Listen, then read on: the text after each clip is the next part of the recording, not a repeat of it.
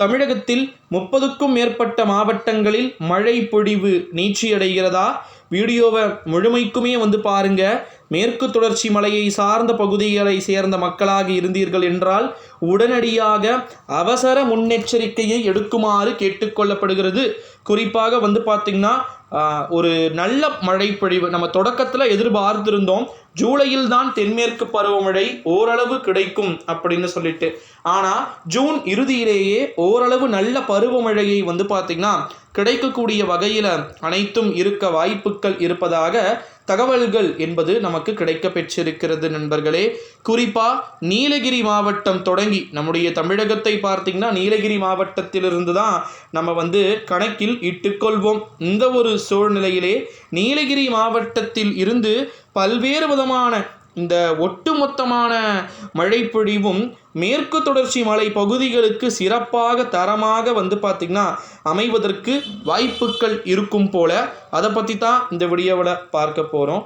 குறிப்பாக மேற்கு தொடர்ச்சி மலை பகுதிகளாக இருக்கக்கூடிய நீலகிரி மாவட்டம், கோயம்புத்தூர் தெற்கு பகுதிகள், திண்டுக்கல் மாவட்டம், தேனியின் மேற்கு தொடர்ச்சி மலை ஒட்டிய பகுதிகள், தென்காசி மாவட்டத்தின் மேற்கு தொடர்ச்சி மலை பகுதிகள், திருநெல்வேலியின் ஓரளவு பகுதிகள், கன்னியாகுமரி மாவட்டம் மேற்கு பகுதி நல்ல ஒரு மழை பொழிவை பார்த்திங்கன்னா பெறுவதற்கு வாய்ப்புகள் இருக்குது. ஓகேங்களா, மேற்கு பகுதி ஒரு நல்ல மழை பொழிவை உறுதியாக பார்த்திங்கன்னா கிடைக்கக்கூடிய இடமாக நம்ம பார்த்திங்கன்னா அறிவித்து விடலாம் அப்படின்னே சொல்லலாம்.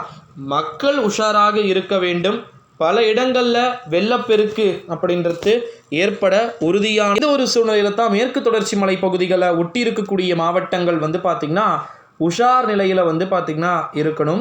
உஷார் நிலை அப்படின்னா கிட்டத்தட்ட அவங்க எல்லாத்துக்கும் தயாராக இருக்க வேண்டும் அப்படின்னு நம்ம உறுதியாக சொல்லிடலாம். வெள்ளப்பெருக்கு ஏற்பட போகிறது என்று தெரிந்து கொண்டே முன்கூட்டியே எல்லா விதமான அத்தியாவசிய பொருட்களையுமே வாங்கி வைத்துக் கொள்வது இந்த மாவட்டத்தில் இருக்கக்கூடிய மக்களுக்கு நிச்சயமாக பார்த்திங்கன்னா ஒரு யூஸ்ஃபுல்லாக இருக்கிறதுக்கு வாய்ப்புகள் இருக்குது அப்படின்னு சொல்லலாம். மீண்டும் ஒரு முறை உங்களுக்காக மேற்கு தொடர்ச்சி மலை பகுதிகளில் பரவலான மிக அதீத மழை பொழிவு பார்த்திங்கன்னா இருக்க வாய்ப்புகள் இருக்குது அப்படின்னு சொல்லப்படுகிறது. ஸோ அது மட்டும் இல்லாமல் வெப்பசலன மழை எப்படி இருக்கும்னு சொல்லிட்டு எல்லாருக்கும் ஒரு டவுட்ஸ் பார்த்திங்கன்னா இருக்குது. வெப்பசலன மழை பரவலான மழை பொழிவு அப்படின்றது பார்த்திங்கன்னா மீண்டும் பார்த்திங்கன்னா தொடங்க போகிறது. ஸோ அதை பற்றியும் நான் எல்லாத்தையுமே A to Z சொல்கிறேன்.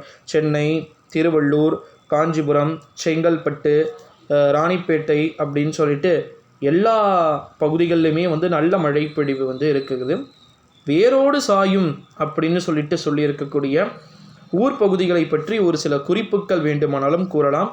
குறிப்பாக மேற்கு தொடர்ச்சி மலையை ஒட்டி இருக்கக்கூடிய பகுதிகளில் ஒரு பரவலான மழை பொழிவுகள் மட்டும் அல்லாமல் கூடவே அந்த மாவட்டத்தில் பள்ளிகள் மற்றும் கல்லூரிகளுக்கான விடுமுறை அறிவிப்பு அப்படின்றதும் உறுதியாக வருவதற்கு வாய்ப்புகள் மற்றும் சாத்தியக்கூறுகள் இருக்கலாம் அப்படின்றது எதிர்பார்க்கப்படுகிறது நண்பர்களே.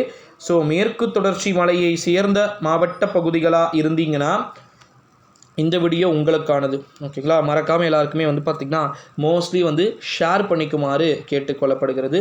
இது போல் நிறைய விதமான அறிவிப்புகள் காத்துக்கிட்டு இருக்கு. ஸோ அதை பற்றி எல்லாத்தையுமே நம்ம A to Z பார்த்திங்கன்னா பார்க்கலாம். அவ்வப்போது வெப்பசலன மழைகளில் முதலிடத்தை பெறக்கூடிய பகுதிகள் நிறைய பகுதிகள் பார்த்திங்கன்னா இருக்குது. ஸோ வெப்பசலன மழையிலேயே சென்னை, திருவள்ளூர், காஞ்சிபுரம், இந்த செங்கல்பட்டு இந்த மாவட்டங்களில் பார்த்திங்கன்னா ஒரு பரவலான மழை பொழிவுகள் பார்த்திங்கன்னா இருக்குது.